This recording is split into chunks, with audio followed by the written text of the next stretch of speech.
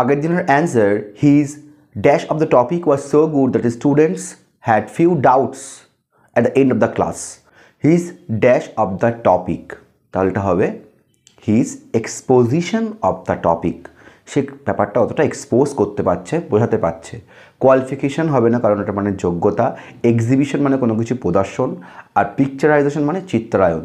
তাহলে এই তিনটের একটাও হবে না, হবে his exposition of the topic was so good that students had few doubts at the end of the class. একটা সেন্টেন্স ইমপ্রুভমেন্ট করতে হবে, a need of an hour underline is to provide employment to the youth of the country. A, the need of the hour. B, no improvement required. C, the need of an hour. Option D, the need in an hour. একটা টার্মই আছে, the need of the hour. The need of an hour নয়, the need of the hour। সব থেকে যা প্রয়োজন সেই মুহূর্তে, ইংলিশটা হচ্ছে the need of the hour. অন্য সমস্ত অপশানসগুলো এখানে ভুল। এই সেন্টেন্স ইমপ্রুভমেন্টটা তোমরা আমাকে কমেন্ট বক্সে জানাও।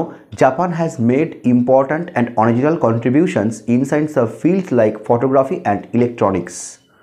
ইনসাইড সাম ফিল্ডসে দিচ্ছে আন্ডারলাইন, এটা সেন্টেন্স ইমপ্রুভমেন্ট, আমাকে জানাও কমেন্ট বক্সে।